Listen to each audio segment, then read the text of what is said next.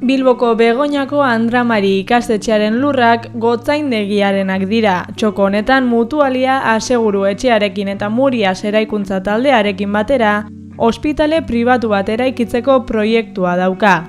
Abandoko auzotarrak kontra agertu dira, Irati Agirre Azkuenagarekin izan gara. Berez, Abando Habitable da, Abando bizigarri eta osasuntzua elkartea duela gutxi sortu da, baina hori baino lehenago, orain hitz egingo dugun gatazkaren inguruan lanean ibili da, hemen Cervantes eskolako hanpa guraso taldea. Dakizuenez, hemen Eliz Barrutiak eraikin bat dauka, eta da Begoñako Andra Mari ikastetxean, edo irakasle eskola. 1888an Karmelitek hemen egin zuten eraikin bat, 1907an sortu zen eraikina irakasleen eskola, eta 36an, 1936ko irailaren 25ean, guda zibila izenean, Bilbao bonbardeatua izan zen, eta momentu horretan eraikina erausia izan zen, eta txikitua, baina gero berriro eraiki zuten. Beti egonda eraikinaren aurrekaldean espazio berde bat, jolastoki bat, bertan espazio berde bezala.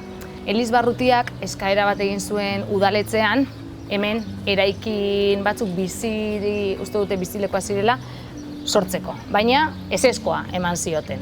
Berez, hemengo parzela hau kalifikatuta zegoelako hezkuntzarako. 2018ko martxoan eskatu zuen Eliz Barrutiak eta Bilboko gotzaindegiak berkalifikazio bat, hau da, lursaien berkalifikazio bat, eta orduan hezkuntza helburuetarako izatetik beste erabiletarako lursaia, bezala kalifikatua izan zen.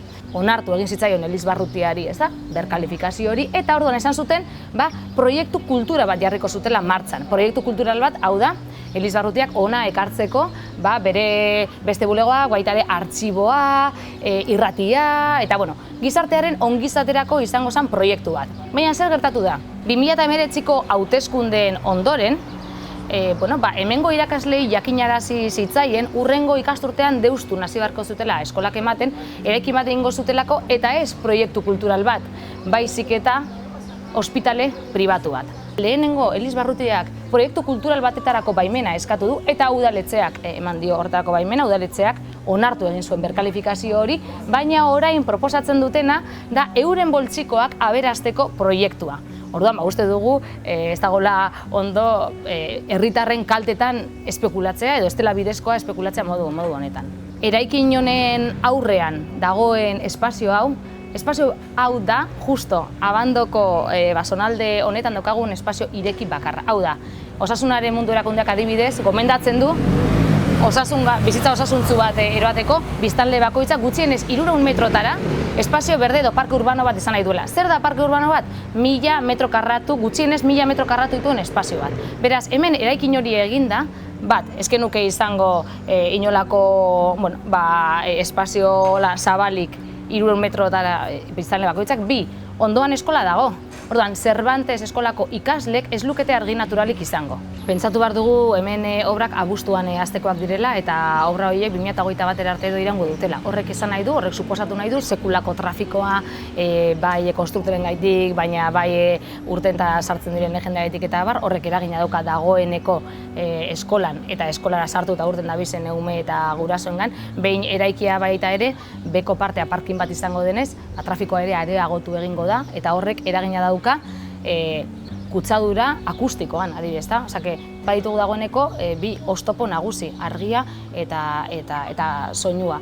Eta horrek jakina eragina dauka nun, eta azkenean baita ere gizartearen mailarik vulnerable sensibletako bat dena, ez da?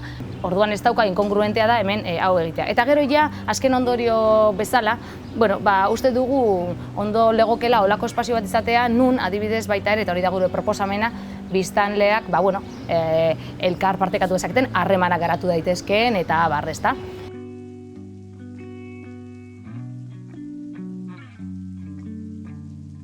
Guraso elkartea 2018tik igaztik eta lehenagotik ari da eskatzen eremu hau eremu publiko bihurtzea parke bihurtzeko, ezta? Baina horrez gainera 2018an plenoan aprobatu zanean birkalifikazioa adibidez guraso elkarteak ez zuen horren berri izan. Orduan baita ere izan da pixka bat ez dut zango sekretua, baina ez da egon horren berririk. Gure aldetik ere, ari gara ikerketa bideratzen, hasi dugu dagoeneko bidea, epaile bati eskatzeko berriro begiratu dezala zelan izan zen parzelaren birkalifikazio hori eta aztertu dezala zein izan zen Elizbarrutiaren lehenengo eskaera. Hau da, eskaera benetan proiektu kultural bat egiteko bazen eta euren artxibo aterrate eta bar ona ekartzeko eta hori ez da orain betetzen dira, hori legez kanpokoa da. Eta hori izango litzateke adibidez arrazoi bat egin nahi duten eraikina eteteko.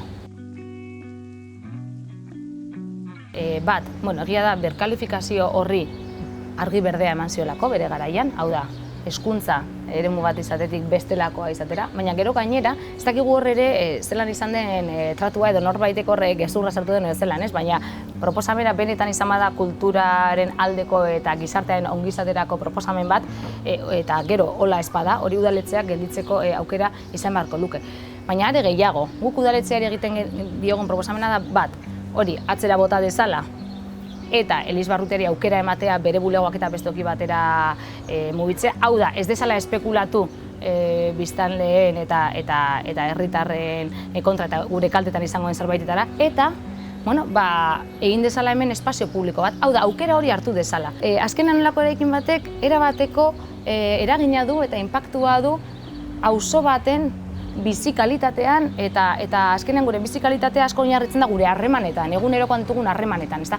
Horrek ere nik uste dut sormena bultzatu duela baita ere hemengo lur honekin zer egin proposatzeko, ezta? Azkenean gu eskatoz beste barik zerbaiten aurkak protestatzen, baizik eta nolabaiteko helburu eraikitzaile batzuekin. Gure helburua hemendik aurrera izango da ekintza guztia pixka bideratzea positiboan eta bideratzea modu eraikitzailean horri bide emateko edo mantentzeko pixka bat guk benetan sinisten dugun Bilbon, ezta? Dela, jendeak ikasteko aukera dauka, argi naturalarekin, eguzkiarekin eta gero gainera kalera urten eta beste batzuekin harremantzekoa baita ere modu librean espazio irekietan. Proposamenetako bat da, bere horretan mantentzea eta modu horretan gutxienez bai espazio hau, azkenan lur pribatua dira, orduan hori eurek jango dute lan gestionatu, baina ez gutxienez ospital pribatu bat egitenena.